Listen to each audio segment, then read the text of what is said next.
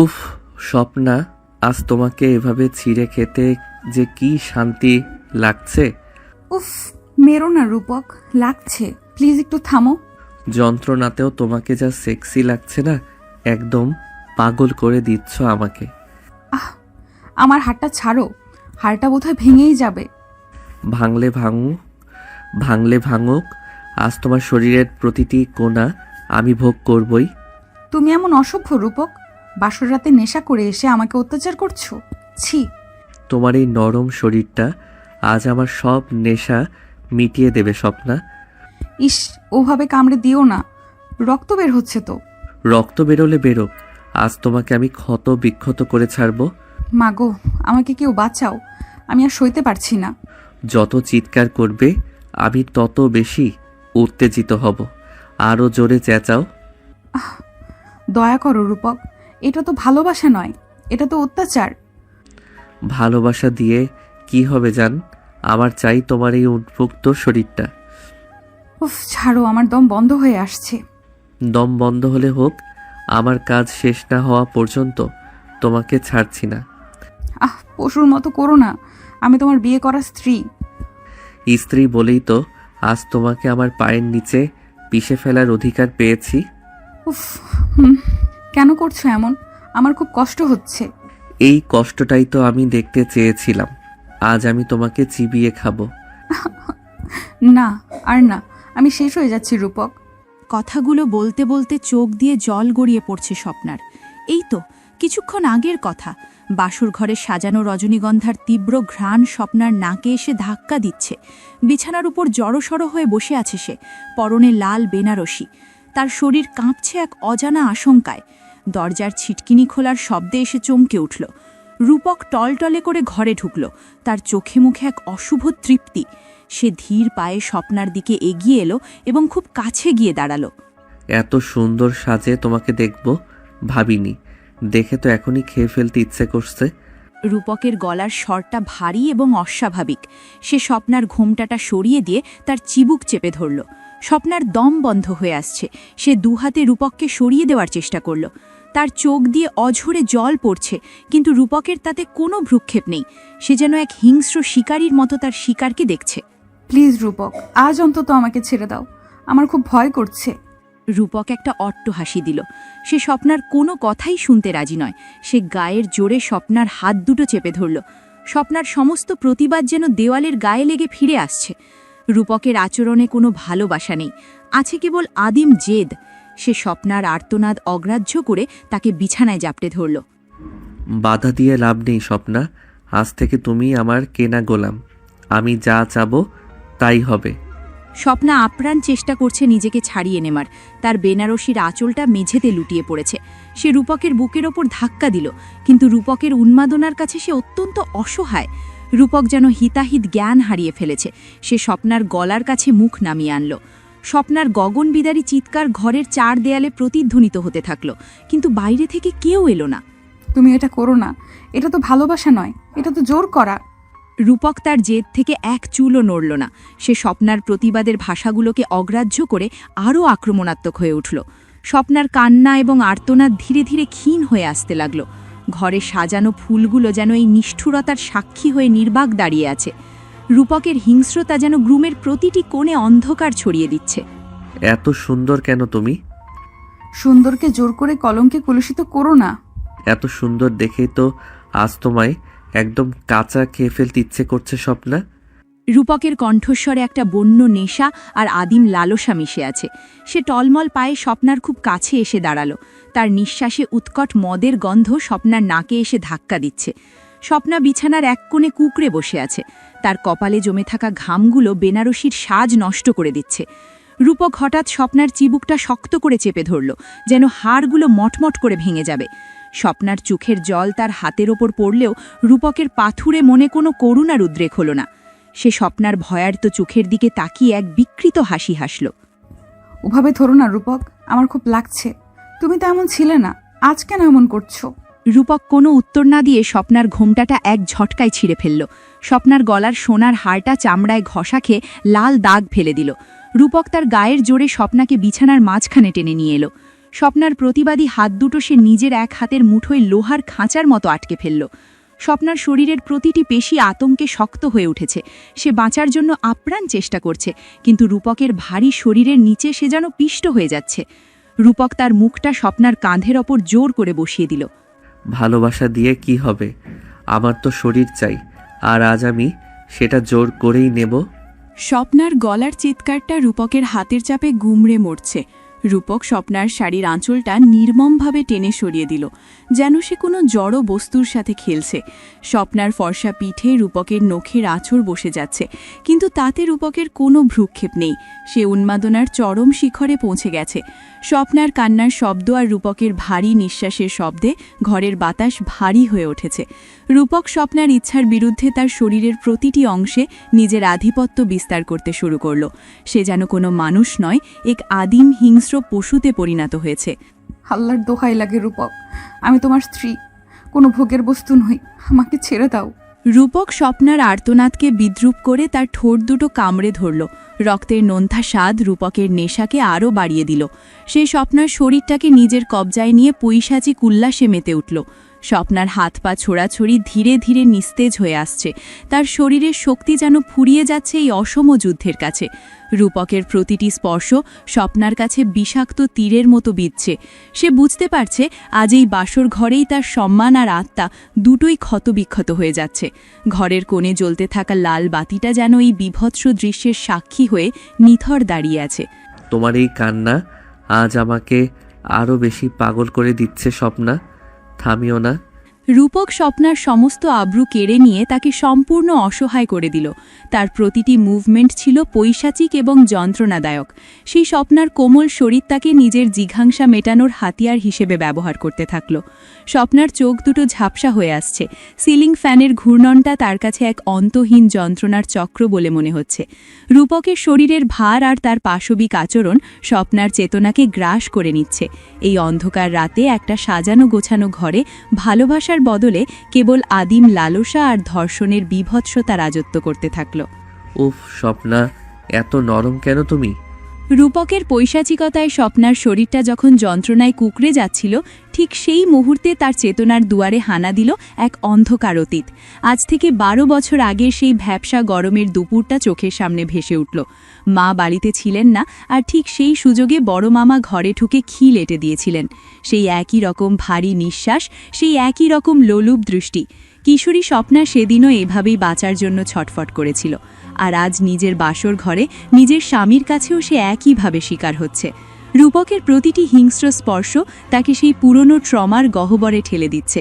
কি হলো? পুতুলের মতো পড়ে আছো কেন? একটু নড়াচড়া করো, নাকি বেশি লাগছে? রূপক স্বপ্নার চুলের মুঠি ধরে মাথাটা পেছনের দিকে টেনে ধরল। তার চোখ দুটো রক্তবর্ণ হয়ে আছে। সে স্বপ্নার কানের কাছে মুখ নিয়ে অদ্ভুত এক শব্দ করে হাসল। তার অসংলগ্ন কথাবার্তাগুলো স্বপ্নার কানে বিষের মতো বিঁধছে। রূপক তার হাতের চাপে স্বপ্নার কোমল ত্বকে নীলচে দাগ ফেলে দিচ্ছে। স্বপ্নার মনে হচ্ছে সে কোনো মানুষ নয়, বরং ছিন্ন ভিন্ন হওয়া এক টুকরো মাংস। স্মৃতির সেই মামা আর বর্তমানের এই রূপক, দুজনের মুখ যেন এক হয়ে মিশে যাচ্ছে স্বপ্নার ঝাপসা দৃষ্টিতে। তোমার ওই কান্নাকাটি আমার কাছে মিউজিকের মতো লাগে। যত চিৎকার করবে আমি তত মজা পাবো। রূপক আরও বেশি বেপরাও হয়ে উঠল। সেই স্বপ্নার শরীরের ওপর নিজের সমস্ত ভার ছেড়ে দিয়ে তাকে পিষ্ট করতে চাইল। স্বপ্নার মনে পড়ে যাচ্ছে সেই দুপুরের কথা, যখন মামার ঘামের গন্ধ তাকে দম বন্ধ করে মেরে ফেলতে চেয়েছিল। আজ রূপকের শরীরের মদের উৎকট গন্ধ তাকে একইভাবে বমি বমি ভাব দিচ্ছে। সে চিৎকার করতে চেয়েছিল, কিন্তু তার গলা দিয়ে কোনো স্বর বের হচ্ছে না। রূপক স্বপ্নার শরীরের প্রতিটি ভাঁজে নিজের আধিপত্য প্রতিষ্ঠার নেশায় মত্ত। তার হাতগুলো স্বপ্নার শরীরের স্পর্শকাতর জায়গাগুলোতে পৈশাচিক আক্রোশে হানা দিচ্ছে। বাসরাতে সতীপনা দেখাতে এসেছ? আজ তোমার এই অহংকার আমি চুরমার করে দেব। রূপক তার পরনের কাপড়গুলো আরও অসংলগ্নভাবে টেনে ছিঁড়তে শুরু করল। স্বপ্নার সারা শরীরে এখন কেবল লাঞ্ছনার চিহ্ন। রূপকের এক একটা ঝাপটা তাকে শৈশবে সেই অন্ধকার ঘরে ফিরিয়ে নিয়ে যাচ্ছে। সে বারবার বলছে, ছেড়ে দিন মামা, আমি মাকে বলে দেব। কিন্তু পরক্ষণেই হুঁশ ফিরলে দেখছে এটা মামা নয়, এটা রূপক। রূপকের কুৎসিত গালিগালাজ আর অশালীন অঙ্গভঙ্গি রুমের পবিত্রতাকে ধুলোয় মিশিয়ে দিচ্ছে। সে যেন স্বপ্নার আত্মার গভীরে ক্ষত করে দিতে চাইছে। দোহাই লাগে, এভাবে করো না। চুপচাপ সহ্য করো। আজ সারা রাত তোমাকে নিয়ে আমি আমার মনের সব নোংরা স্বাদ মেটাবো। রূপকের হিংস্রতা যেন আরও কয়েক গুণ বেড়ে গেল। সে স্বপ্নার নিস্তেজ প্রায় শরীরটাকে নিজের খুশি মতো ব্যবহার করতে থাকল। স্বপ্নার মনে হচ্ছে তার হাড়গুলো একে একে ভেঙে যাচ্ছে। রূপকের মুখ থেকে লালা গড়িয়ে স্বপ্নার গলায় পড়ছে, যা তাকে চরম ঘৃণায় আচ্ছন্ন করে দিচ্ছে।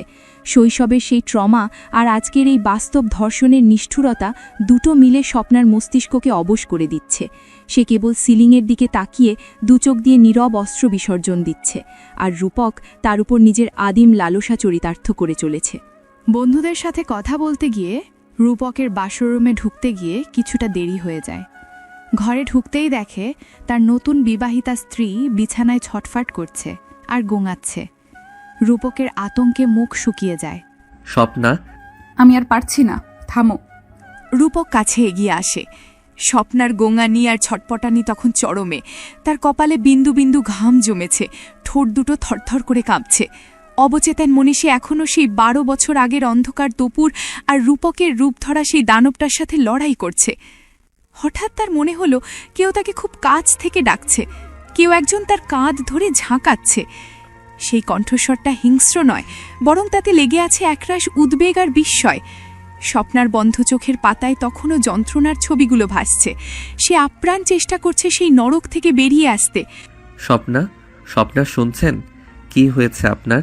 এভাবে কাঁপছেন কেন? রূপকের গলার স্বরে এক অদ্ভুত কোমলতা। সে স্বপ্নার খুব কাছে বসে আছে, তার চোখে মুখে রাজ্যের দুশ্চিন্তা। সে বুঝতে পারছে না কিছুক্ষণ আগে সবার সাথে মিষ্টি করে হাসতে থাকা মেয়েটি হঠাৎ ঘুমের মধ্যে কেন এমন পৈশাচিক যন্ত্রণায় ছটফট করছে। রূপক আলতো করে স্বপ্নার কপালে হাত রাখল, কিন্তু স্পর্শ পাওয়ার সাথে সাথে স্বপ্না আরও বেশি কুঁকড়ে গেল। তার অবচেতন মন এই স্পর্শকে আদর নয়, বরং আক্রমণ হিসেবে ধরে নিচ্ছে। সে ঘুমের ঘোরেই হাত পা ছুটতে শুরু করল, যেন সে অদৃশ্য কোনো শিকল থেকে নিজেকে মুক্ত করতে চাইছে। না না, আমাকে ছেড়ে দাও, দোহাই লাগে, আর না, আমাকে ছেড়ে দাও। স্বপ্নার চিৎকারটা ঘরের নিস্তব্ধতা ভেঙে খান খান করে দিল। তার গলার স্বর কান্নায় বুজে আসছে। রূপক এবার আরও জোরে স্বপ্নার নাম ধরে ডাকল। সে বুঝতে পারছে স্বপ্না কোনো ভয়াবহ দুঃস্বপ্নের কবলে পড়েছে। সে স্বপ্নার দুই কাঁধ শক্ত করে ধরে তাকে জাগানোর চেষ্টা করল। স্বপ্নার সারা শরীর তখন ঘামে ভিজে একাকার। হঠাৎ এক তীব্র ঝাঁকুনি দিয়ে স্বপ্নার চোখের পাতা খুলে গেল। তার চোখের মণি দুটো আতঙ্কে বড় বড় হয়ে আছে, যেন সে সামনে জীবন্ত কোনো যমদূতকে দেখতে পাচ্ছে। স্বপ্না, শান্ত হন। আমি রূপক। আপনি কি কোনো খারাপ স্বপ্ন দেখছিলেন? স্বপ্না দ্রুত নিঃশ্বাস ফেলছে, তার বুকটা ধড়ফড় করছে কামারের হাঁপড়ের মতো। সে তাকিয়ে দেখল সামনে রূপক বসে আছে, কিন্তু তার চোখে সেই লালসা নেই, সেই হিংস্রতা নেই। রূপক তার দিকে এক গ্লাস জল বাড়িয়ে দিচ্ছে, কিন্তু স্বপ্নার মস্তিষ্কে তখনও সেই দুঃস্বপ্নের রেশ কাটেনি। রূপক যখনই তার দিকে হাত বাড়াতে গেল, স্বপ্না এক ঝটকায় অনেকটা পিছিয়ে গিয়ে দেওয়ালের সাথে পিঠ ঠেকিয়ে বসল। তার চোখে রূপক এখন আর তার স্ত্রী নয়, বরং সেই আদিম পশুটি যে তাকে একটু আগে স্বপ্নে ছিঁড়ে খাচ্ছিল। কাছে আসবেন না, একদম কাছে আসবেন না, আপনি দয়া করে আমাকে স্পর্শ করবেন না। স্বপ্নার এই আর্তনাদে রূপক স্তম্ভিত হয়ে গেল।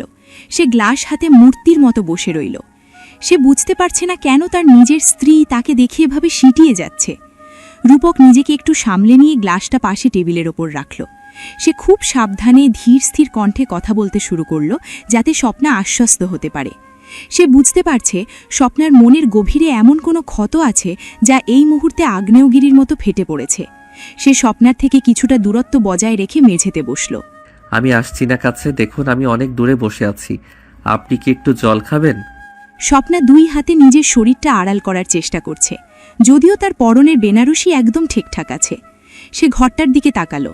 বাসর ঘরে সাজানো ফুলগুলো আগের মতোই সতেজ, কোথাও কোনো ধস্তাধস্তির চিহ্ন নেই। রূপকের পরনেও বিয়ের পাজামা পাঞ্জাবি, সেখানে কোনো মদের গন্ধ নেই, নেই কোনো পৈশাচিক উন্মাদনা। স্বপ্না বুঝতে পারল সে এতক্ষণ এক দীর্ঘ ও ভয়াবহ দুঃস্বপ্নের ঘোরে ছিল। তার কান্না এবার বাঁধ ভাঙল। সে ডুকরে কেঁদে উঠল। রূপক শান্তভাবে বসে কেবল তাকে দেখছে। তার প্রতিটি কথা এখন অতি সাবধানে উচ্চারিত হচ্ছে। আমি খুব ভয় পেয়েছিলাম, আমি ভেবেছিলাম আপনি। স্বপ্না কথা শেষ করতে পারল না, তার কান্নার তোড়ে শব্দগুলো হারিয়ে গেল। রূপক দীর্ঘশ্বাস ফেলল। সে জানে না স্বপ্নার এই আতঙ্কের উৎস কোথায়, কিন্তু সে এটা বুঝতে পারছে যে আজ রাতটা তাদের জন্য খুব একটা সহজ হবে না। সে স্বপ্নার দিকে সরাসরি না তাকিয়ে জানালার দিকে তাকালো, যাতে স্বপ্না অস্বস্তি বোধ না করে। রূপকের এই শান্ত ও ভদ্র আচরণ স্বপ্নার মনে ধীরে ধীরে বিশ্বাসের দানা বাঁধতে শুরু করল। সে অনুভব করল এই মানুষটি সেই স্বপ্নের দানবটার চেয়ে সম্পূর্ণ আলাদা। ভয় নেই স্বপ্না, আমি আপনাকে কথা দিচ্ছি, আপনার অমতে আমি আপনার ছায়াও স্পর্শ করব না। স্বপ্নার কান্না কিছুটা থামলে রূপক তাকে আশ্বস্ত করে হাসল। সে স্বপ্নার বয়সের তুলনায় ৩ বছরের ছোট হলেও তার আচরণে এক গভীর পরিপক্কতা ফুটে উঠছে। স্বপ্না গ্রামের সাধারণ পরিবেশে বড় হওয়া মেয়ে, এই শহরের আধুনিক বাড়ি আর জাঁকজমক তার কাছে কিছুটা অচেনা। রূপক বুঝতে পারল স্বপ্নার অস্বস্তি দূর করতে তাকে স্বাভাবিক হতে সময় দিতে হবে। আপনি অনেকক্ষণই ভারী শাড়ি পরে আছেন, এবার ফ্রেশ হয়ে নিন, অনেক হালকা লাগবে। বাথরুমটা কোন দিকে? স্বপ্না একটু দ্বিধা নিয়ে উঠে দাঁড়ালো। রূপক তাকে বাথরুম দেখিয়ে দিল। সে রূপকের চোখের দিকে তাকাতে পারছে না। গ্রামের পুকুর ঘাটে গোসল করা মেয়েটা এই চকচকে বাথরুমের ফিটিংস দেখে কিছুটা ঘাবড়ে গেল। সে বাথরুমে ঢুকে দরজায় খিল দিল। রূপক বাইরে বসে মৃদু হাসল। সে জানে স্বপ্নার জন্য সবকিছুই নতুন। কিছুক্ষণ পর বাথরুম থেকে আচমকা স্বপ্নার একটা আর্তনাদ আর পড়ার শব্দ ভেসে এলো। রূপক দৌড়ে গেল। স্বপ্না, কি হয়েছে? আপনি ঠিক আছেন তো? রূপক দরজায় ধাক্কা দিতেই দেখল খিলটা ঠিকমতো লাগেনি। দরজা খুলে গেল। ভেতরে মেঝেতে পিছলে পড়ে আছে স্বপ্না। কল ছাড়তে গিয়ে সে শাওয়ারের সুইচ টিপে দিয়েছিল, যার ফলে হুট করে উপর থেকে জল পড়ে সে ঘাবলে গিয়ে পা পিছলে যায়। রূপক এক মুহূর্ত দেরি না করে স্বপ্নার দিকে এগিয়ে গেল। স্বপ্না ভিজে একাকার হয়ে রূপকের দিকে তাকিয়ে আছে। তার চোখে এক অদ্ভুত লজ্জা আর ভয়। আমি বুঝতে পারিনি, আমি জানতাম না। ব্যাপার না, আমারই ভুল। কথা বলতে বলতে স্বপ্নার হাত ধরে টেনে তুলল, কিন্তু মেঝে পিচ্ছিল হওয়ায় সে নিয়ন্ত্রণ হারিয়ে স্বপ্নার খুব কাছে চলে এলো। এক হাতে সে স্বপ্নার কোমর জড়িয়ে ধরে পতন থেকে রক্ষা করল। স্বপ্নার ভেজা চুলের জল রূপকের পাঞ্জাবি ভিজিয়ে দিচ্ছে। দুজনের নিঃশ্বাস খুব কাছাকাছি। বাথরুমের এই একচিলটে ঘরে হুট করে এক মায়াবী নিস্তব্ধতা নেমে এলো। রূপক স্বপ্নার চোখের ওপর জমে থাকা জলের কণাগুলো আলতো করে সরিয়ে দিল। আমি তো আপনার থেকে বয়সে ছোট, তাই না? বড় হয়েও ছোটদের মতো এমন আছাড় খায় কেউ? রূপকের রসিকতায় স্বপ্না হেসে ফেলল। তার মনের ভেতর জমে থাকা মেঘগুলো যেন এক নিমেষে কেটে গেল। রূপকের হাতের স্পর্শে এখন আর সে কোনো আতঙ্ক খুঁজে পাচ্ছে না, বরং এক ধরনের নির্ভরতা অনুভব করছে। রূপক তার ভেজা গালের দিকে তাকিয়ে একটু গম্ভীর হয়ে গেল। তার চোখে এখন আর লালসা নয়, বরং এক অদ্ভুত মুগ্ধতা খেলা করছে। 3 বছরের ছোট হলেও কথা বলেন একদম মুরব্বীদের মতো। ছাড়ুন এবার, ভিজে গেছেন তো? রূপক ছাড়ল না, বরং আরও একটু কাছে টেনে নিল। সে স্বপ্নার কানের কাছে মুখ নিয়ে ফিসফিস করে কিছু একটা বলল। স্বপ্নার গাল দুটো লাল হয়ে উঠল। গ্রামের সহজ সরল মেয়েটি আজ এই প্রথম কোনো পুরুষের এত কাছাকাছি এসে নিজেকে নিরাপদ বোধ করছে। রূপকের ছোট ছোট যত্নগুলো স্বপ্নার সেই দুঃস্বপ্নকে ধীরে ধীরে মুছে দিতে শুরু করেছে। তারপর হঠাৎ রূপকের হুঁশ হলো। সে দ্রুত সরে দিয়ে স্বাভাবিক হয়ে বলল, ভেজা পোশাকে বেশিক্ষণ থাকবেন না, ঠান্ডা লেগে যাবে। আমি টাওয়েলটা দিচ্ছি। রূপক নিজে হাত বাড়িয়ে টাওয়েলটা স্বপ্নার মাথায় জড়িয়ে দিল। তার এই মমতা দেখে স্বপ্নার মনে হলো হয়তো জীবনটা অতটাও খারাপ নয়। সে রূপকের দিকে তাকিয়ে এক চিলটে হাসি দিল, যে হাসিতে কৃতজ্ঞতা আর ভালোবাসা দুটোই মেশানো ছিল। রূপক বাথরুম থেকে বেরিয়ে এসে বাইরে অপেক্ষা করতে লাগল। আজ বাসর রাতটা অন্যভাবে শুরু হলেও মায়ার বাঁধনটা যেন আরও শক্ত হতে শুরু করল। ফ্রেশ হয়ে স্বপ্না ঘরে ফিরে এলো। রূপক বিছানায় বালিশে হেলান দিয়ে বসে তার জন্য অপেক্ষা করছিল। ঘরের বাতিগুলো নিভিয়ে শুধু হালকা নীল রঙের জিরো বাল্বটা জ্বালিয়ে রাখা হয়েছে। স্বপ্না একটু জড়সড় হয়ে বিছানার একপাশে গিয়ে বসল। রূপক মুচকি হেসে তার দিকে একটু সরে এলো। আপনার গ্রামের বাড়িতে নিশ্চয়ই এখন জোনাকি পোকারা মেলা বসিয়েছে, তাই না? আপনি জানেন আমাদের পুকুর পাড়ে শিউলি গাছের তলায় যে অন্ধকার থাকে, সেখানে হাজার হাজার জোনাকি জ্বলে। শহরের এই কৃত্রিম আলো কি আর সেই সৌন্দর্য দিতে পারে? ঠিকই বলেছেন, শহরের রাত মানেই যান্ত্রিকতা। এখানে তো আকাশও ঠিকমতো দেখা যায় না। উঁচু দালানের ভিড়ে খুব হিংসে হচ্ছে আপনার উপর। হিংসা হবে কেন? আমাকে তো এখন থেকে শহরের এই ইটের খাঁচাতেই বন্দি থাকতে হবে। বন্দি কেন বলছেন? এই খাঁচাটা এখন থেকে আমাদের দুজনের, আর সময় পেলে আমরা মাঝে মধ্যেই আপনার সেই ধান ক্ষেত আর মেঠো পথে হারিয়ে আসব। সত্যি বলছেন? আপনাকে মিথ্যা বলবো কেন? আপনি শহরে বড় হওয়া ছেলে, গ্রামের কাদামাটি আপনার সহ্য হবে তো? আপনার সাথে থাকলে আমি কাদা মাখতেও রাজি, তবে একটা শর্ত আছে, আমাকে সেই পুকুরে সাঁতার শেখাতে হবে। স্বপ্না হেসে ফেলে। ওদের গল্পের শুরু তো পুকুর থেকেই হয়েছিল। আবার পুকুরে নামবেন? যদি আগের বারের মতো ডুবে যান? আরে ওটা তো দুর্ঘটনা ছিল, এখন ও কথা মনে করিয়ে লজ্জা দেবেন না। আর একটা কথা, দয়া করে আমাকে তুমি করে বলবেন, আপনি শুনতে ভালো লাগছে না। স্বপ্না কিছুটা লজ্জা পেয়ে বলে, ঠিক আছে। আচ্ছা, বিয়ের আগে আপনি আমাকে নিয়ে কি ভেবেছিলেন? বয়সে ছোট বলে কি খুব মন খারাপ ছিল? শুরুতে ভেবেছিলাম তুমি হয়তো খুব জেদি বা মাথা গরম হবে, কিন্তু এখন মনে হচ্ছে তুমি আমার ছোট ভাইটার চেয়েও বেশি চঞ্চল। ভাই, সত্যি আমি কিন্তু আপনার স্বামী স্বপ্না খাতুন, অন্তত একটু সম্মান তো পাওয়াই উচিত। হয়েছে, আর বড়দের মতো ভাব নিতে হবে না। এখন ঘুমাও দেখি, অনেক রাত হয়েছে। আচ্ছা, ঘুমাচ্ছি। রূপক হাসি মুখে স্বপ্নার হাতটা নিজের হাতের মুঠোয় নিল। স্বপ্না আর হাত সরিয়ে নিল না। অন্ধকার ঘরে এসির মৃদু আওয়াজের মাঝে দুজন দুই জগতের গল্প করতে করতে কখন যে ঘুমের দেশে তলিয়ে গেল তারা নিজেরাও জানল না। স্বপ্নার মুখে এখন আর কোনো আতঙ্ক নেই, বরং এক নিশ্চিন্ত শান্তির আভা ছড়িয়ে আছে। ভোরের আলো তখনও ফোটেনি। জানালার ভারী পর্দার ফাঁক দিয়ে বাইরের আবছা অন্ধকার উঁকি দিচ্ছে। রূপক স্বপ্নার হাত ধরে গভীর ঘুমে আচ্ছন্ন। স্বপ্নার মুখেও এক প্রশান্তির ছাপ। কিন্তু এই সুখের আবেশ বেশিক্ষণ স্থায়ী হল না। দরজায় এক কর্কশ শব্দের ধাক্কায় স্বপ্নার ঘুমটা ভেঙে গেল। সে ধড়পড় করে উঠে বসল। ঘড়িতে তাকিয়ে দেখল ভোর 4:10। দরজার ওপাশ থেকে নাজমা বেগমের তীক্ষ্ণ কণ্ঠস্বর ভেসে আসছে। বলি, ও বাড়ির বড় বউ, নবাবের বেটির মতো ঘুম কি আর শেষ হবে না? বেলা তো গড়িয়ে দুপুর হয়ে গেল। নাজমা বেগমের কণ্ঠস্বরে এক ধরনের বিষ মিশে আছে। বিয়ের শুরু থেকেই তিনি এই গ্রাম্য মেয়েটিকে সহ্য করতে পারছেন না। তার ইচ্ছা ছিল শহরের কোনো ধনাঢ্য পরিবারের মেয়েকে রূপকের সাথে বিয়ে দেবেন, কিন্তু রূপকের জেদের কাছে তিনি হার মেনেছেন। স্বপ্না কোনো মতে তার শাড়ি আর চুল সামলে নিয়ে কাঁপা কাঁপা হাতে দরজাটা খুলল। সামনে শাশুড়িকে দেখে সে নিচু হয়ে সালাম করল। আসসালামু আলাইকুম মা, কিছু বলবেন? আমি আসলে বুঝতে পারিনি, দেরি হয়ে গেছে। সালাম দিয়ে ভক্তি দেখাচ্ছ? থাক, অনেক হয়েছে। গ্রামে তো মুরগির ডাকতেই উঠতেন, এখানে কি কানে কুলো দিয়েছেন? নাকি স্বামীটার বয়সে ছোট বলে এখনই মাথায় ওঠার পরিকল্পনা করছেন? স্বপ্নার বুকটা কেঁপে উঠল। সে মাথা নিচু করে রইল। নাজমা বেগম তার ঘরের সাজসজ্জার দিকে এমনভাবে তাকাচ্ছেন যেন সবকিছুতেই তার চরম ঘৃণা। তিনি স্বপ্নার বেনারসি আর গয়নার দিকে তাকিয়ে তার ছিল্লের হাসি হাসলেন। তিনি বুঝতে পারলেন তার ছেলে বউয়ের দাম্পত্য জীবন এখনও শুরু হয়নি। স্বপ্নার খুব ইচ্ছে ছিল বলবে যে সে মাত্র কিছুক্ষণ হলো ঘুমিয়েছে, কিন্তু বড়দের মুখের ওপর কথা বলা তার স্বভাব নয়। মা, আপনি ভুল ভাবছেন, আমি এখনই আসছি। কি করতে হবে বলুন? ড্রয়িং রুমের সোফায় কভারগুলো বদলানো দরকার, আর রান্নাঘরে কি রহিমার সাথে নাস্তা তৈরির হাত লাগাও। আমার বাড়িতে বসে বসে খাওয়ার অভ্যাস কারো নেই, তা সে বাসর রাতেই হোক আর যাই হোক। নাজমা বেগম গটগট করে নিচে নেমে গেলেন। স্বপ্না রূপকের দিকে একবার তাকালো। সে তখনও গভীর ঘুমে। স্বপ্না চটজলদি ফ্রেশ হয়ে নিচে রান্নাঘরে চলে এলো। সেখানে কাজের লোক রহিমা একা হাতে আটা মাখছে। স্বপ্নাকে দেখে রহিমার চোখ কপালে উঠল। সে বেশ মমতাশীল মানুষ। স্বপ্নার এই অসহায় মুখটা দেখে তার খারাপ লাগল। আরে নতুন বউ, আপনি এই সময় এখানে কেন? আপনার তো এখন ঘুমানোর কথা। খালাম্মা বুঝি আবার কিছু কইছে? না রহিমা আপা, মা বললেন কাজ করতে।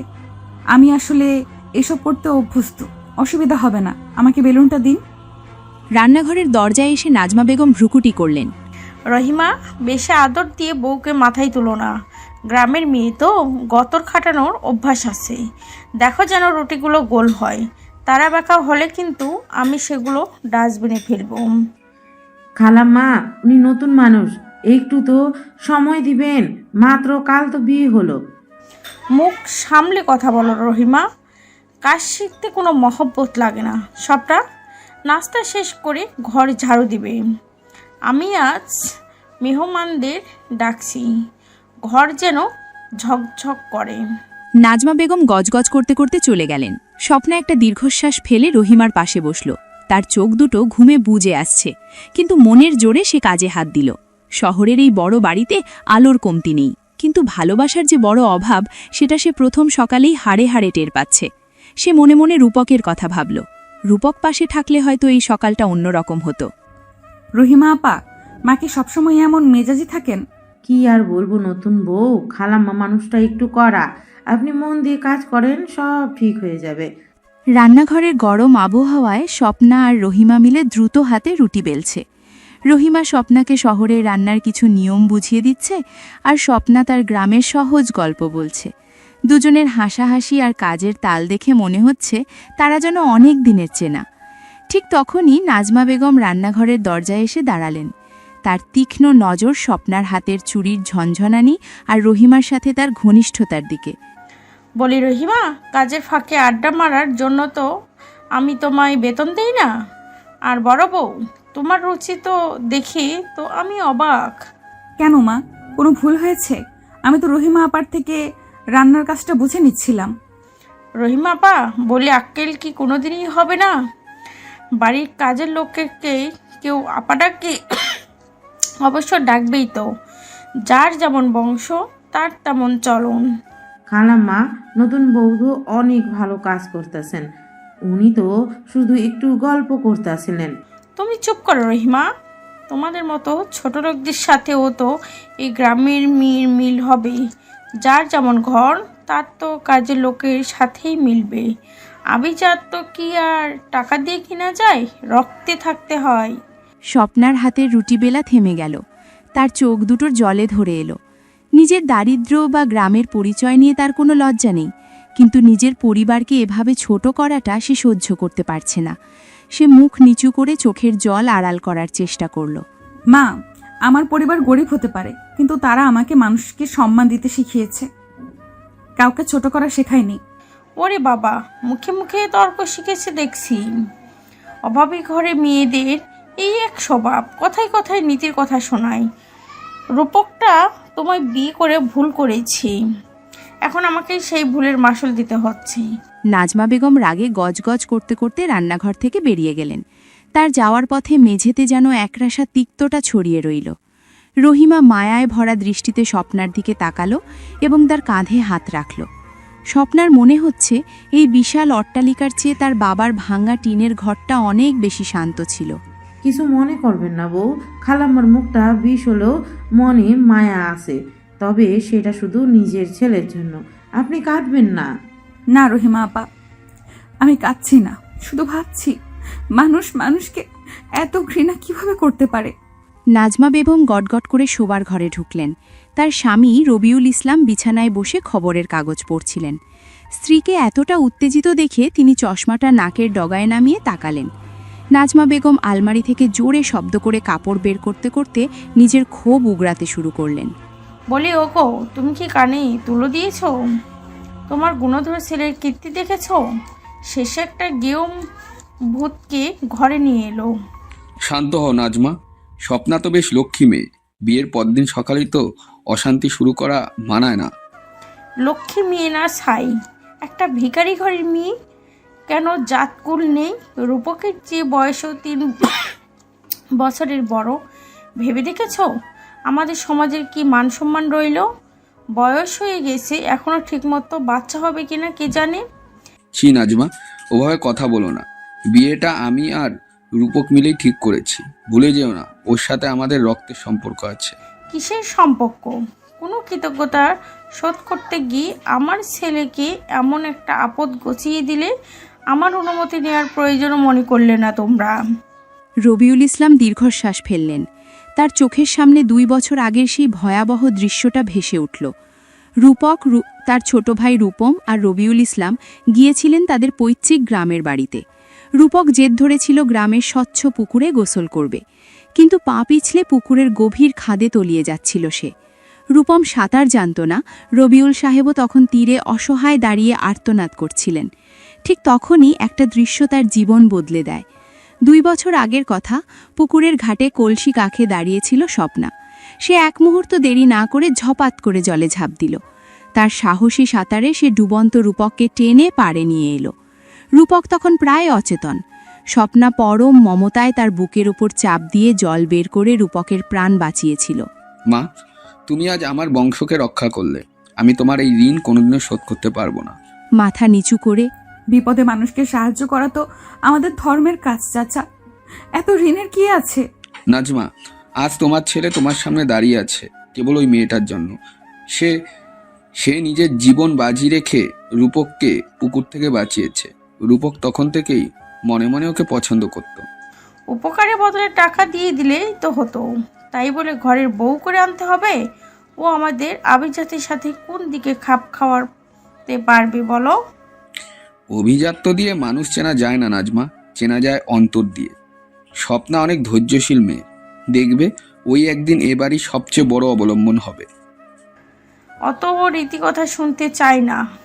ওই কাজের বেটি রহিমার সাথে মিলে আমার রান্নাঘর উদ্ধার করছি, আমার এই সুন্দর গোছানো সংসারটাও শেষ করে দিবে। রবিউল ইসলাম আর কথা বাড়ালেন না। তিনি জানেন নাজমা বেগমের পাথুরে মন গলতে সময় লাগবে।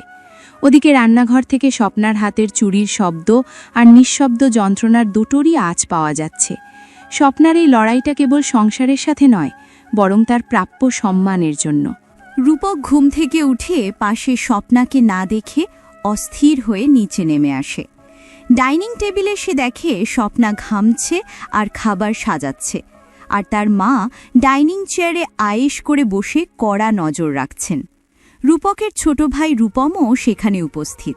সে স্বপ্নার এই অবস্থা দেখে কিছুটা অস্বস্তিতে ছিল।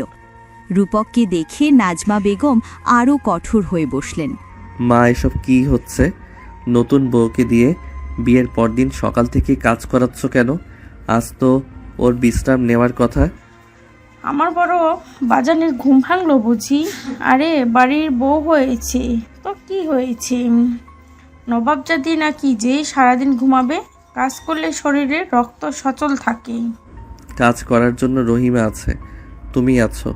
স্বপ্না মাত্র গতকাল এই বাড়িতে এসেছে, ওর সাথে এমন আচরণ করাটা ঠিক হচ্ছে না মা। ভাইয়া ঠিকই বলেছে মা, ভাবি তো এখানে মেহমান হয়ে এসেছে। এসে যদি রান্নাঘরে ঢুকতে হয়, তবে আমাদের এই বড় বাড়িতে এত কাজের লোক থাকার লাভ কি? বিদ্রূপের হাসি হেসে চেঁচিয়ে চেঁচিয়ে বললেন, ওরে বাবা, দেখো রবিল সাহেব, তোমার বড় ছেলে তো এক রাতে বইয়ের আঁচলের তলায় ঢুকে গেছি, আর ছোটটাকেও দেখছি এই মেয়ের হাত ধরে ফেলেছি। বাসর ঘরে কি জাদু করেছে স্বপ্না? আমার দুই ছেলেই তো তোমার হয়ে লড়ছে। মাথা নিচু করে স্বপ্না বলে, রূপক, দয়া করে রাগ করো না, আমি তো নিজের ইচ্ছাতেই কাজ করছি, মা শুধু আমাকে বুঝিয়ে দিচ্ছিলেন। বউ বয়সে বড় হলে এই হালি হয়। সেই রূপক, বয়সে ছোট বলে বইয়ের আঁচলের তলায় থাকবেই। স্বপ্না, তুমি চুপ করো। মা, আমি ছোট কি বড় সেটা বড় কথা নয়, কিন্তু তুমি যেভাবে ওকে ছোট করছো সেটা আমি সহ্য করব না। ও এ বাড়ির কাজের লোক নয়, ও আমার স্ত্রী। নাজমা বেগম এবার তার তুরুপের তাস চাললেন। তিনি হঠাৎ করে গলার স্বর উঁচিয়ে ডুকরে কেঁদে উঠলেন। নিজের চোখের জলকে অস্ত্র হিসাবে ব্যবহার করে তিনি সবাইকে অপরাধী বানানোর চেষ্টা শুরু করলেন। রবিউল সাহেব দূর থেকে এই দৃশ্য দেখে একটা দীর্ঘশ্বাস ফেললেন। ওগো শুনছো? দেখে যাও তোমার ছেলেদের কাণ্ড। কাল এক মেয়ে ঘরে এলো, আর আজই তারা নিজের জন্মদাত্রী মাকে অপমান করছে। আমি কি এই দিনের জন্য এদের পেটে ধরেছিলাম? এক গেও মেয়ের জন্য আজ আমাকে এইসব কথা শুনতে হচ্ছে। মা, তুমি শুধু শুধু সিনক্রেট করছো। কেউ তোমাকে অপমান করেনি, আমরা শুধু সঠিক কথাটা বলেছি। হ্যাঁ, এখন তো আমিই খারাপ হব। এই মেয়েটা আসার পর থেকেই আমার সংসারে আগুন লেগেছে। আমার বিচার চাই। তোমরা সবাই মিলে আমাকে বাড়ি থেকে বের করে দাও, তবেই তো তোমাদের শান্তি। মা, নাটক বন্ধ করো তো। স্বপ্না, তুমি উপরে চলো, তোমার কোনো কাজ করার দরকার নেই। রূপক একরকম জোর করে স্বপ্নার হাত ধরে সিঁড়ির দিকে নিয়ে যেতে থাকে। নাজমা বেগম ডাইনিংয়ে বসে উচ্চস্বরে কাঁদতে থাকেন আর বিলাপ করতে থাকেন যে তার ছেলেরা পর হয়ে গেছে। স্বপ্না একদিকে রূপকের টানে উপড়ে যাচ্ছে, অন্যদিকে তার শাশুড়ির কান্না শুনে নিজেকে অপরাধী মনে করছে। বাসর রাতের প্রথম সকালটা এভাবে অশান্তির কালো মেঘে ঢেকে যাবে সেটা সে কল্পনাও করেনি। অশান্তির রেশ কাটতে না কাটতেই কলিং বেল বেজে উঠল। স্বপ্না রূপকের হাত ছেড়ে নিচে নেমে এলো। নাজমা বেগম চোখ মুছে দরজা খুললেন। ভেতরে ঢুকলেন তার বড় বোন রুমা বেগম আর তার মেয়ে রিফা। রিফা আধুনিক সাজগোজে সজ্জিত, তার চোখে মুখে এক ধরনের অহংকার। সে রূপককে পছন্দ করত এবং এই বিয়েটা সে একটুও মেনে নিতে পারেনি। ড্রয়িং রুমে স্বপ্নাকে দেখে রিফার নাক সিটকাল। কিরে নাজমা, এই কি তোর সেই সোনার টুকরো বউ? আমি তো ভেবেছিলাম কোনো হুড়পড়ি আনবি। এ তো দেখছি একদম অজপাড়া গায়ের সাধারণ একটা মেয়ে। আর বলিস না আপা, আমার কপাল মন্দ। তোর জামাই আর ছেলের জেদে এই বিপদ ঘরে তুলেছি। স্বপ্নার দিকে তাকিয়ে রিফা টিটকারি মেরে বলল, তা ভাবি, আপনার গায়ের রং তো ছবিতে যেমন দেখেছিলাম তার চেয়েও অনেকটা চাপা। আর এই শাড়িটা কি আপনার বাপের বাড়ি থেকে আনা? রুচি দেখে তো বেশ বোঝা যাচ্ছে। স্বপ্না মাথা নিচু করে দাঁড়িয়ে আছে। রিফার প্রতিটি কথা তীরের মতো তার বুকে বিঁধছে। রুমা বেগম সোফায় আয়েশ করে বসে স্বপ্নার গয়নাগুলো খুঁটিয়ে খুঁটিয়ে দেখছেন আর বিদ্রূপের হাসি হাসছেন। নাজমা বেগম যেন আরও উৎসাহ পেলেন বোনকে পাশে পেয়ে। খালা বসুন, আমি আপনাদের জন্য চা নিয়ে আসছি। চা? আরে রাখো তোমার চা। রিফা তো এই বিয়ে হবে শুনে কত ভালো ভালো উপহার কিনে রেখেছিল। ও, আমি তো ভুলেই গিয়েছিলাম। রিফার সাথে রূপের এত পুরনো মেলামেশা, আজ এই জায়গায় রিফার বসার কথা ছিল। থাক না আম্মু, রূপকের পছন্দ যখন এরকম তখন আমার কি করার আছে। তবে ভাবি, রূপকের শার্টের সাইজ কিংবা ওর পছন্দের কফি এসব কি আপনি জানেন? ও কিন্তু খুব হাই প্রোফাইল লাইফস্টাইল পছন্দ করে। আপনি সামলাতে পারবেন তো? রিফা রূপকের ঘরের দিকে এগিয়ে গেল এবং সোফায় পা তুলে বসল। সে এমনভাবে কথা বলছে যেন এই ঘর আর এই স্বামী তার নিজের ছিল। স্বপ্না অসহায় বোধ করছে। সে বুঝতে পারছে রিফা ইচ্ছে করেই তাকে ছোট করছে এবং রূপকের ওপর নিজের অধিকার জাহির করার চেষ্টা করছে। শুনছিস আপা, ও নাকি রূপকের চেয়ে 3 বছরের বড়। রূপক তো এখন আবেগে আছে। কিছুদিন পর যখন দেখবে ওর বন্ধুরা রিফাতের মতো স্মার্ট মেয়েদের নিয়ে ঘুরছে, তখন এই গ্রাম্য মেয়েকে কি আর পাশে রাখবে? একদম ঠিক কথা। বেশি দিন টিকবে না এই সম্পর্ক। বয়সের এই পার্থক্য আর রুচির অমিল সব শেষ করে দেবে। রিফার মতো একটা হিরে থেকে কেউ কাজ মনে দেয়? ভাবি, আমার 1 কাপ কফি দরকার রূপকের জন্য। আপনি কি পারবেন ব্ল্যাক কফি বানাতে, নাকি শুধু দুধ চিনি দিয়ে চা বানাতেই শিখেছেন? স্বপ্না রান্নাঘরের দিকে যাওয়ার সময় দেখল সিঁড়ি দিয়ে রূপক নামছে। তার চোখে মুখে বিরক্তি। সে তার খালা আর রিফার উপস্থিতি এবং তাদের কথাগুলো শুনে ফেলেছে। রিফা রূপককে দেখে এক চিলটে হাসি দিয়ে এগিয়ে এলো, কিন্তু রূপকের দৃষ্টি ছিল স্থির এবং গম্ভীর। খালামণি এসেছেন ভালো কথা, কিন্তু আমার স্ত্রীকে নিয়ে কোনো মন্তব্য করার আগে একবার ভাববেন। আর রিফা, ব্ল্যাক কফি খাওয়া আমার পছন্দ, স্বপ্নার নয়। আমার কফি আমি নিজে বানাতেই পছন্দ করি, তাই ওকে হুকুম করার প্রয়োজন নেই। রূপক কড়া কথা শুনিয়ে ঘর থেকে বেরিয়ে গেলে ড্রয়িং রুমে এক থমথমে নিস্তব্ধতা নেমে আসে। নাজমা বেগম, রুমা বেগম আর রিফা এবার সোফায় গোল হয়ে বসল। তাদের চোখে মুখে এখন কেবল প্রতিশোধ আর ষড়যন্ত্রের ছাপ। স্বপ্নাকে এই বাড়ি থেকে কিভাবে তাড়ানো যায় এবং রূপকের মন থেকে কিভাবে তার অস্তিত্ব মোছা যায়, সেটাই এখন তাদের মূল লক্ষ্য। দেখলে তো আপা, রূপক এই মেয়ের জাদুবিদ্যার অন্ধ হয়ে আছে। আমাকেও পর করে দিল। চিন্তা করিস না নাজমা, আবেগ দিয়ে বিয়ে টিকলেও সংসার টিকে না। আমাদের এমন কিছু করতে হবে যাতে রূপ নিজেই ওকে ঘৃণা করতে শুরু করে। রিফা, তুই কি তৈরি তো? আম্মু, আমি জানি রূপককে কিভাবে সামলাতে হয়। ওই গ্রামের মেয়েটা ওর শরীরের সেবা করতে পারলেও ওর মনের তৃষ্ণা মেটাতে পারবে না। আমি ওকে রূপকের থেকে আলাদা করবই। ষড়যন্ত্রের প্রথম অংশের হিসেবে তারা স্বপ্নার উপর কাজের পাহাড় চাপিয়ে দিল। রিফা ইচ্ছে করেই নিজের দামি ড্রেসে জুস ঢেলে দিয়ে স্বপ্নাকে সেটা হাতে ধুয়ে দেওয়ার হুকুম করল। স্বপ্না যখন রান্নাঘরে আর লন্ড্রি রুমে ব্যস্ত, রিফা সেই সুযোগে রূপকের স্টাডি রুমে গিয়ে ঢুকল। রূপক ল্যাপটপে কাজ করছিল। রিফা তার খুব কাছে গিয়ে দাঁড়ালো এবং কাঁধের ওপর হাত রাখল। রূপক, এই পুরনো ফাইলগুলো দেখতে দেখতে তুমি নিশ্চয়ই খুব টায়ার্ড, একটু রিল্যাক্স করবে? আমি তোমার প্রিয় সেই মিউজিকটা প্লে করি। বিরক্ত হয়ে হাত সরিয়ে দিয়ে রিফা, আমি কাজ করছি, আর আমার পার্সোনাল স্পেসে কারোর পারমিশন ছাড়া ঢোকা আমি পছন্দ করি না। ওমা, আমি কি তোমার বর? আগে তো তুমি আমার সাথে কফি খাওয়ার জন্য কত বাহানা করতে, এখন কি ওই গ্রাম্য মেয়েটার জন্য আমাকে ভুলে গেলে? ওর মধ্যে কি আছে যা আমার মধ্যে নেই? রিফা রূপকের আরও কাছে আসার চেষ্টা করল। তার গলার স্বর এবং চাহনিতে স্পষ্ট প্রলোভন। সে রূপকের শার্টের কলারটা ঠিক করার বাহানা করে তার গায়ের সাথে ঘেঁষার চেষ্টা করল। রূপক এক ঝটকায় চেয়ার থেকে উঠে দাঁড়ালো। তার চোখে তখন চরম অবজ্ঞা। রিফা, তোমার সীমা ছাড়িয়ে যেও না। স্বপ্ন আমার স্ত্রী, আর তুমি আমার আত্মীয়ের বেশি কেউ নও। দয়া করে ঘর থেকে যাও, আমার কাজে ডিস্টার্ব করো না।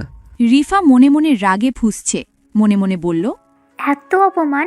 ঠিক আছে রূপক, তুমি আমাকে পাত্তা দিচ্ছ না তো? ওই স্বপ্নাই হবে তোমার সব যন্ত্রণার কারণ।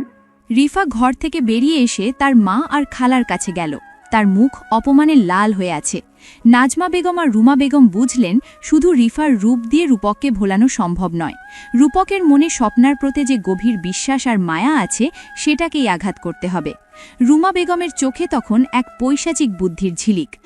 রিফা, এভাবে সরাসরি কাজ হবে না। নাজমা, শোন, এমন কিছু করতে হবে যাতে রূপের চোখে স্বপ্নের চরিত্র নিয়ে প্রশ্ন ওঠে।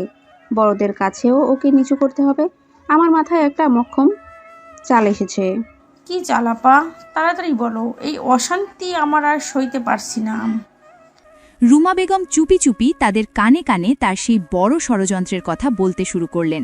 তারা এমন এক জাল বুনতে যাচ্ছেন যেখানে স্বপ্নাকে কেবল গ্রামের মেয়ে হিসেবে নয়, বরং একজন অযোগ্য এবং কলঙ্কিত নারী হিসেবে প্রমাণ করা হবে। তাদের এই ষড়যন্ত্রের অন্ধকার জাল ধীরে ধীরে পুরো বাড়িতে ছড়িয়ে পড়তে লাগল। সকাল থেকেই বাড়িতে এক অদ্ভুত থমথমে ভাব। নাজমা বেগমকে দেখা যাচ্ছে বেশ উৎফুল্ল, যেন বড় কোনো বিজয় তার হাতের মুঠোয়। তিনি স্বপ্নাকে ডেকে ড্রয়িং রুমে নাশতা সাজাতে বললেন। রুমা বেগম মুচকি হেসে জানালেন গ্রাম থেকে স্বপ্নার খুব আপন একজন আত্মীয় আসছেন দেখা করতে। স্বপ্না ভাবল হয়তো তার বাবা বা ছোট ভাই এসেছে, তাই সে আনন্দের সাথে খাবার সাজাতে লাগল। নাজমা, মেহমানরা তো গেট দিয়ে ঢুকে পড়েছে। রিফা, যা তো ওদের সদরে ভেতরে নিয়ে আয়। স্বপ্নর তো আজ অনেক বড় সারপ্রাইজ পাওয়ার কথা। ড্রয়িং রুমের দরজায় একটা ছায়া পড়ল।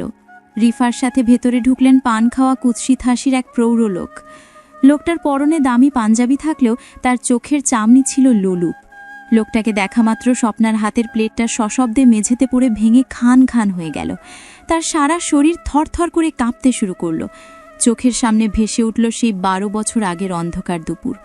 লোকটা আর কেউ নয়, স্বপ্নার সেই পাশবিক বড় মামা।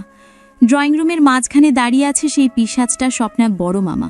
তার উপস্থিতি পুরো ঘরের বাতাসকে যেন বিষিয়ে তুলেছে।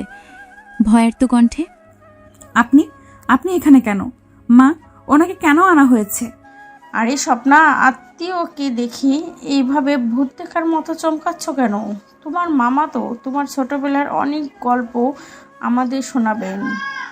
কি রুমা আপা, ঠিক কি না? কেন মা জননী, আপন ভাগ্নিকে কি দেখতে আসতে পারি না? বিএন সাহেব অনেকদিন খাতির করে ডেকেছেন, তাই না এসে পারলাম না। একদম ঠিক কথা। ভাগ্নির প্রতি মামার দরদ তো অগাধ। ছোটবেলা থেকেই নাকি মামা তাকে খুব আদর করতেন, এমনকি সেই আদরের চোটে একবার নাকি পাড়ায় জানাজানিও হয়ে গিয়েছিল। ছি স্বপ্ন, তোমার অতীত তো দেখছি বেশ রঙিন। হট্টগোল শুনে রূপক নিচে নেমে এলো। সে দেখল তার মা আর খালা স্বপ্নাকে ঘিরে দাঁড়িয়ে অপদস্থ করছেন, আর সেই লোকটা এক কোণে বসে শয়তানি হাসছে। রূপক স্বপ্নার কান্নামাখা চোখের দিকে তাকালো। কপট দীর্ঘশ্বাস ফেলে মামা বলা শুরু করলে, কি আর বলবো বিএন সাহেব, কথাগুলো বলতেও লজ্জা লাগে। এই স্বপ্না যখন ছোট তখনই ওর মধ্যে এক অদ্ভুত চঞ্চলতা ছিল। আমার সাথে ওর মেলামেশাটা পাড়ার মানুষ ভালো চোখে দেখত না। এক দুপুরে আমি ওকে শাসন করতে যখন ওর ঘরে ঢুকছিলাম, কিন্তু ও যা শুরু করছিল, সি। মিথ্যা কথা, আপনি পিশাচ। আপনি আমার শৈশবটা কেড়ে নিয়েছেন, আর এখন আমার সংসার ভাঙতে এসেছেন। চুপ করো স্বপ্ন। ভাই সাহেব, আপনি লজ্জা পাবেন না। পরিষ্কার করে বলুন সেদিন সমাজ কেন আপনাকে একঘরে করে চেয়েছিল? ওই যে বললাম, ভাগ্নির সাথে মামার সম্পর্ক নিয়ে কানাঘুষা শুরু হলো। লোকে বলতে লাগলো আমি নাকি জোর করছি, কিন্তু আসলে স্বপ্না নিজেই সেদিন আমাকে ফাঁদে ফেলেছিল। জানাজানি হওয়ার পর ওর বাবা ওকে গ্রাম থেকে সরিয়ে দিয়েছিল। আমি তো আত্মীয় হিসেবে সবসময় ওর ভালোই চেয়েছি, কিন্তু ওর স্বভাব কি আর বদলায়? শুনছেন রবিউল সাহেব, এই নোংরা মেয়েকে আপনি নিজের ছেলের সাথে বিয়ে দিয়েছেন, যে নিজের রক্তের সম্পর্কে মামার সাথে কুকীর্তি করে সমাজ পুড়িয়েছে, তাকে আমি আমার পবিত্র বাসার ঘরে ঢুকতে দিয়েছি। স্বপ্নার মনে হচ্ছে আকাশটা তার মাথার উপর ভেঙে পড়ছে।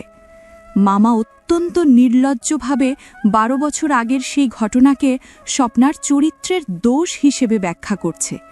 রিফা এক কোণে দাঁড়িয়ে তৃপ্তির হাসি হাসছে। স্বপ্না বারবার রূপকের দিকে তাকাচ্ছে, কিন্তু রূপকের মুখ পাথরের মতো শক্ত হয়ে আছে। ইস, মামার সাথে প্রেম? ভাবি, আপনার সাহস তো কম না। রূপক, তুমি এখনো চুপ করে আছো কেন? এই মেয়েটা তো একটা নোংরা জলজান্ত কলঙ্ক। স্বপ্নার কান ভো ভো করছে। রবিউল ইসলাম সোফায় পাথরের মতো বসে আছেন। তিনি সবকিছু শুনে নিস্তব্ধ হয়ে গেছেন। নাজমা বেগম এবং রুমা বেগম এমনভাবে ঘটনাগুলো সাজিয়ে বলছেন যেন স্বপ্না ছোটবেলা থেকেই চারিত্রিক ত্রুটিপূর্ণ ছিল এবং তার মামার সাথে তার কোনো অবৈধ সম্পর্ক ছিল। তারা আসল সত্যটা আড়াল করে স্বপ্নার ওপর কলঙ্কের তিলক লাগিয়ে দিচ্ছেন।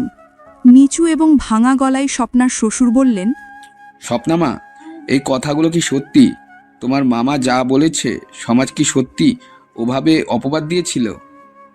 বাবা, সমাজ ওনাকে দোষী করেছিল, উনি সেটা উল্টে বলেছেন।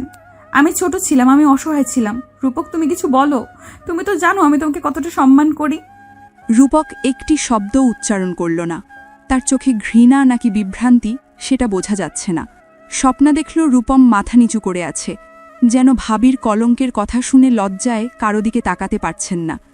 রবিউল ইসলাম আবার প্রশ্ন করলেন, স্বপ্না মা, সত্যি করে বলো, তোমার মামা যা বলেছে তা কি সত্যি? সমাজে জানাজানি হয়েছিল এমন কথা কি সত্যি? বাবা, আপনি ওনার কথা বিশ্বাস করবেন না, উনি পিশাচ। উনি আমার ছোটবেলাটা শেষ করে দিয়েছেন।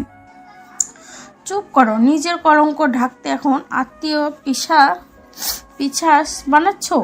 রবিউল সাহেব, এই মেয়েকে আপনি উদ্ধার করে এনেছেন, যে নিজের মামার সাথে কেলেঙ্কারি করে মুখ পুড়িয়েছে, তাকে আমার ছেলের ঘরে ঠাঁই দিয়েছেন।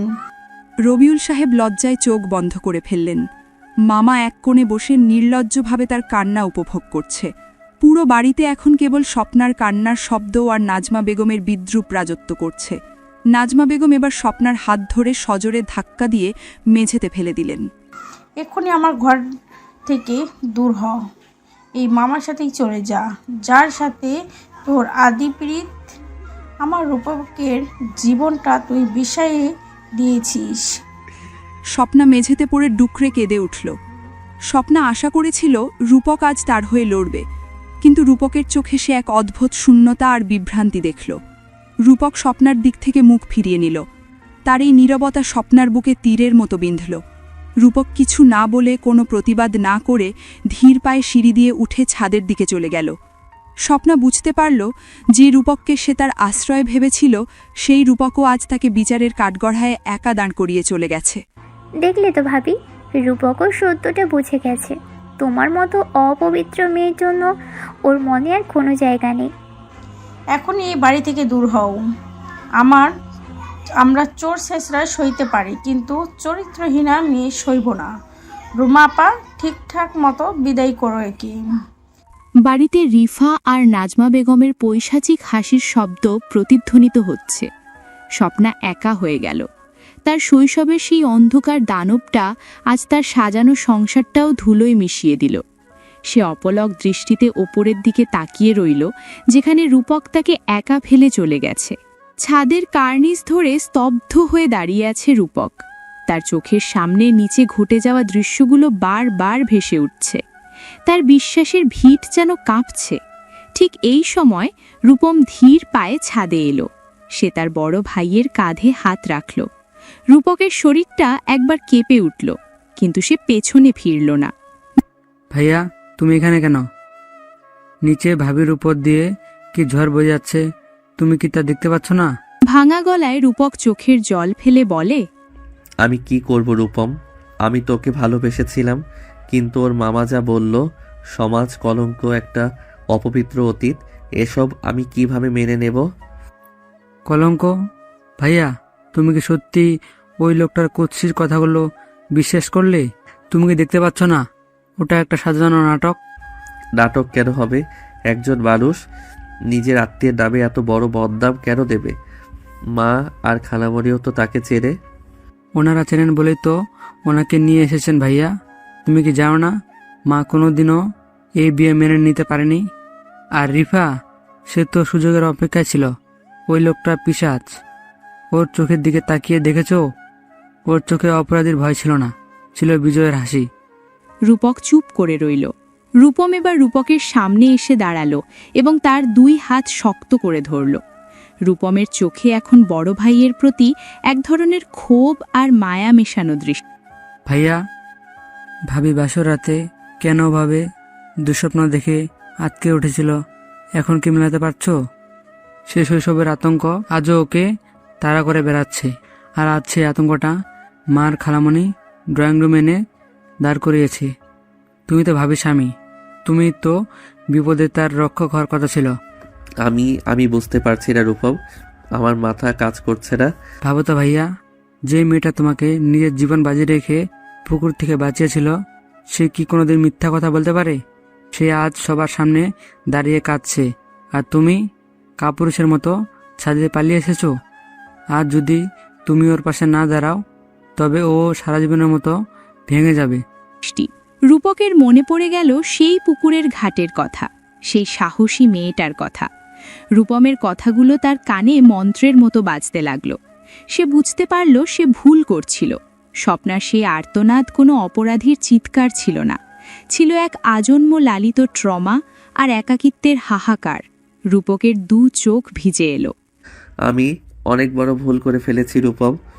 আমি ওর কান্না দেখেও মুখ ফিরিয়ে নিয়েছি। ও হয়তো ভাবছে আমি ওকে বিশ্বাস করিনি। এখনো সময় আছে ভাইয়া, নিচে যাও। ওই শয়তানটার মুখোশ টেনে ছিঁড়ে ফেলো আর ভাবিকে টেনে তোলো। মনে রেখো, তুমি না দাঁড়ালে আজ এক নিরপরাধ মেয়ের আত্মা মরে যাবে। রূপক আর এক মুহূর্ত দেরি করল না। সে দ্রুত পায়ে ছাদ থেকে নিচে নামতে শুরু করল। তার চোখে এখন আর বিভ্রান্তি নেই, আছে দৃঢ়তা। রূপম পেছনের দিক থেকে তার ভাইয়ের যাওয়ার দিকে তাকিয়ে একটা তৃপ্তির নিঃশ্বাস ফেলল। সে জানে তার ভাই শেষ পর্যন্ত সঠিক সিদ্ধান্তটাই নিয়েছে। আমি জানি আমার ভাই কখনো অন্যায় মেনে নেবে না। রূপক যখন নিচে নামলো তখন ড্রয়িং রুমে নরক গুলচার চলছে।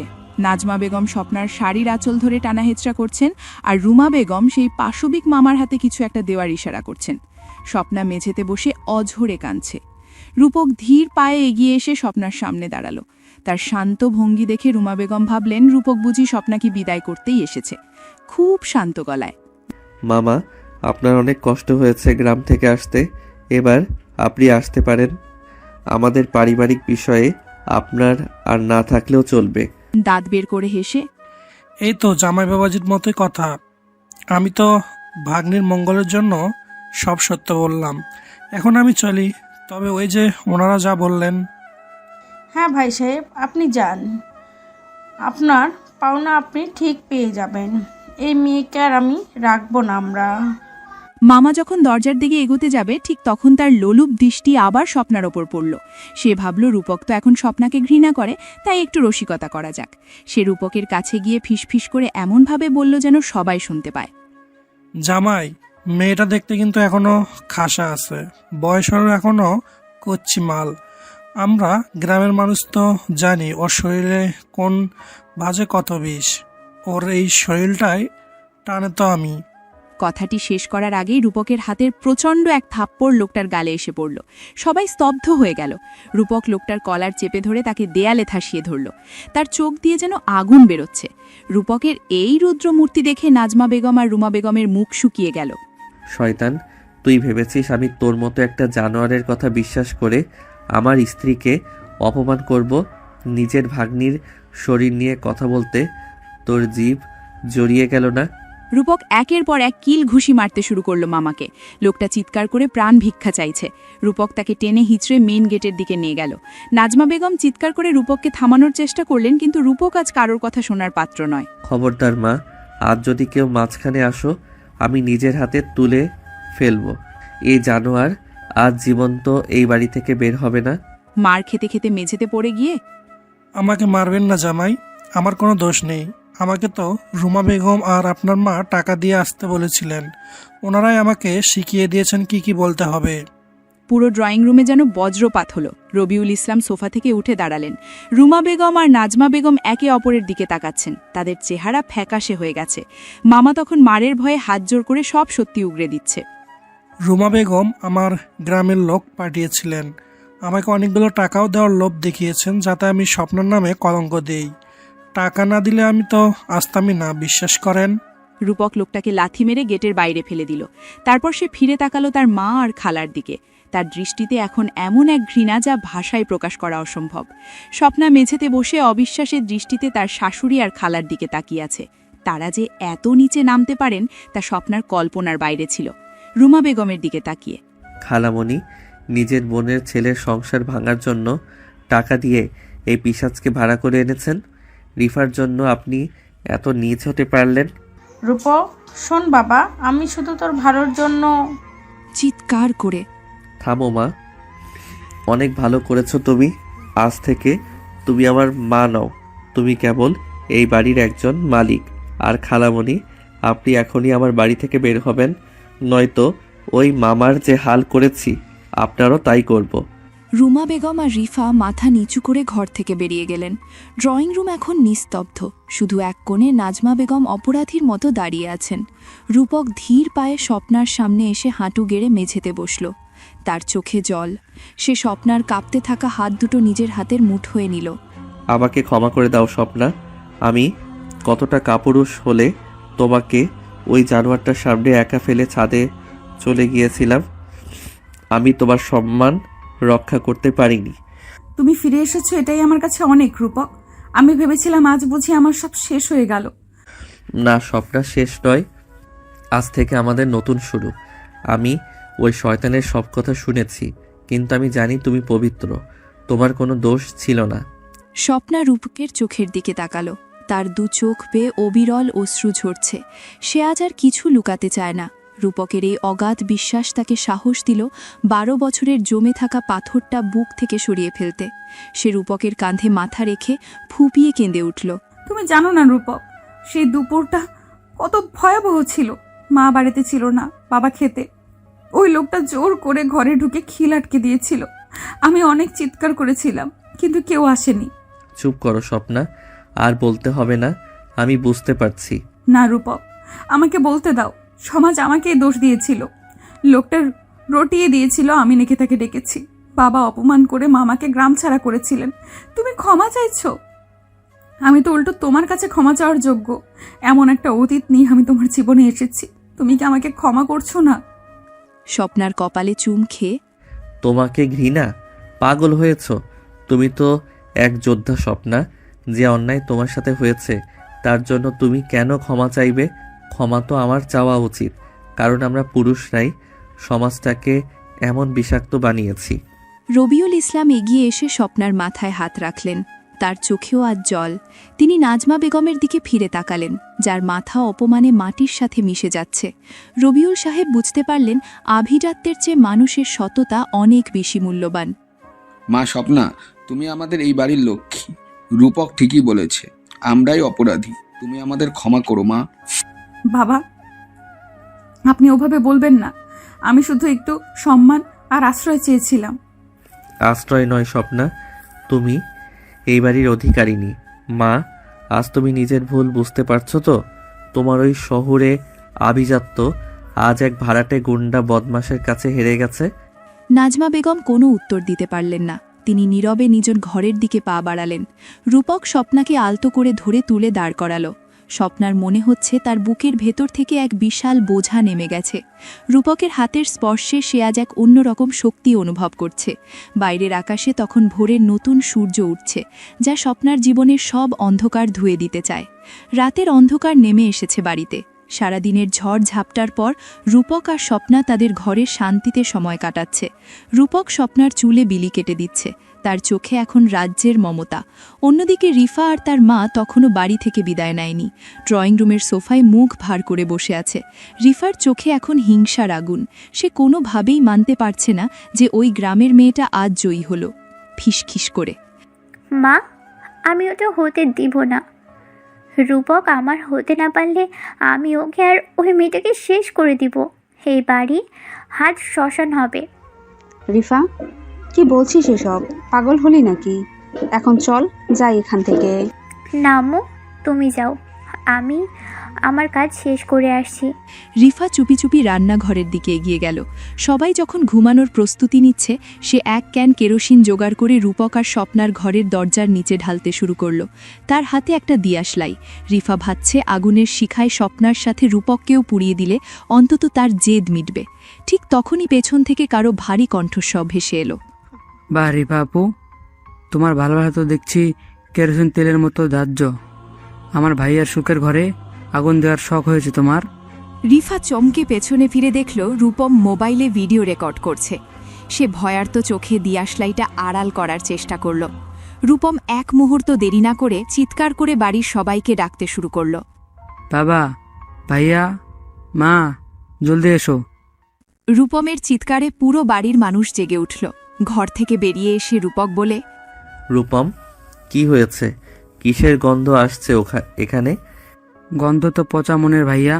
দেখো, আম্মুর প্রিয় রিফা আপু তোমাদের পুড়িয়ে মারার জন্য আয়োজন করেছে। এ দেখো, তার হাতে দিয়াশালাই আর দরজার গোড়ায় কেরোসিন। রবিউল সাহেব আর নাজমা বেগমও সেখানে উপস্থিত হলেন। নাজমা বেগম নিজের বোনের মেয়ের এই অবস্থা দেখে হতবাক। রূপক যখন দরজার নিচে তেলের দাগ দেখল, তার হিতাহিত জ্ঞান হারিয়ে গেল। সে রিফার দিকে এক পা করে এগিয়ে এলো। রিফা, তুমি এত নীচ? তুমি আমাদের খুন করতে চেয়েছিলে শুধু একতরফা ভালোবাসার নামে, এই উন্মাদনা। চিৎকার করে, হ্যাঁ, আমি চেয়েছিলাম। কেন ও আসবে তোমার জীবনে? কেন তুমি আমাকে ছেড়ে ওকে বিশ্বাস করবে? ও পুড়লে তবেই আমার শান্তি হবে। রিফার গালে এক প্রচণ্ড থাপ্পড় দিয়ে, চুপ কর অসভ্য মেয়ে, আজ তোর জন্য আমি লজ্জিত। রুমাপা, এখনই তোর এই পাগল মেয়েকে নিয়ে আমার বাড়ি থেকে বের হ, নয়তো আমি নিজেই পুলিশে দিব। রুমা বেগম ভয়ে রিফার হাত ধরে টেনে নিয়ে বাড়ির বাইরে বেরিয়ে গেলেন। রিফা তখনও ডুকরে কাঁদছে আর অভিশাপ দিচ্ছে। রবিউল সাহেব রূপমকে জড়িয়ে ধরলেন। আজ রূপমের সজাগ দৃষ্টির জন্য এক বড় বিপদ থেকে রক্ষা পেল বাড়িটা। রূপক স্বপ্নার দিকে তাকালো, যে আতঙ্কে রূপকের হাত শক্ত করে ধরে রেখেছে। ভাইয়া, এদের জন্য আর মন খারাপ করো না। আগাছা সাফ হয়ে গেছে। এখন থেকে এই বাড়িতে শুধু ভালোবাসা থাকবে। ঠিক বলেছিস রূপম। মা, দেখেছ তো আভিজাত্য কারে বলে? রিফার রক্তে তো শহর ছিল, কিন্তু মরেছিল বিষ। আর স্বপ্নার রক্তে গ্রাম থাকলেও মনে আছে পবিত্রতা।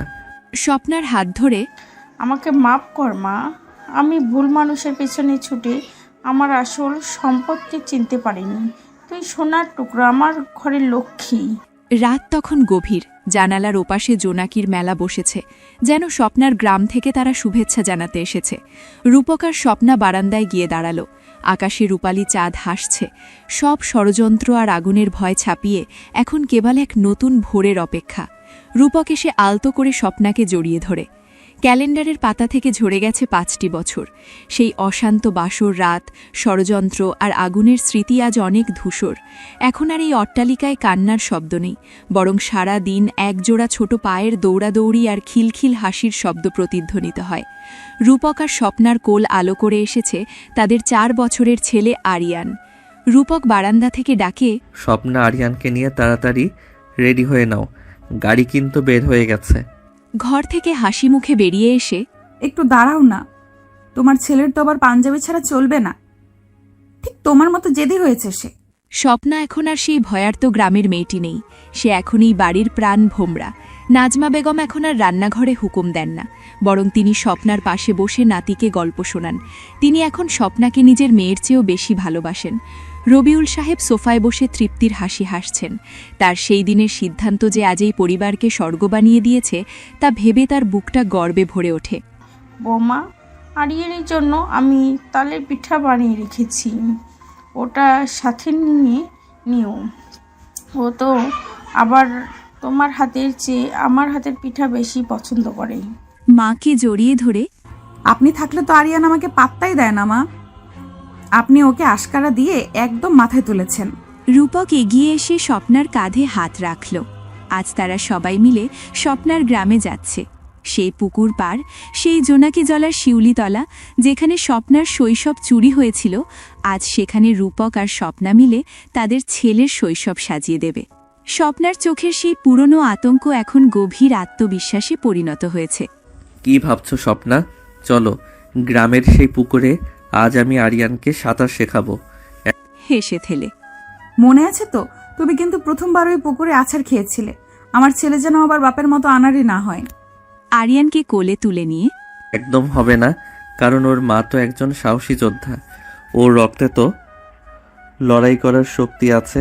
বিকেলবেলা গাড়িটা যখন মেঠো পথ ধরে স্বপ্নার গ্রামের বাড়িতে পৌঁছালো, তখন চারদিকে সোনালি ধানের ওপর গোধূলির আলো ঝিকমিক করছে। স্বপ্না মুক্ত নিঃশ্বাস নিল। যে সমাজ একসময় তাকে ছি ছি করেছিল, আজ সেই সমাজের মানুষগুলোই তাকে সম্মান দিয়ে বরণ করে নিচ্ছে। রূপক স্বপ্নার হাতটা শক্ত করে চেপে ধরল। তারা দুজনে মিলে সূর্যাস্তের দিকে তাকিয়ে রইল। তাদের জীবনের সব ক্ষত আজ ভালোবাসার প্রলেপে মুছে গেছে। মায়ার এই আবর্তে আজ আর কোনো অন্ধকার নেই, আছে কেবল অন্তহীন আলো।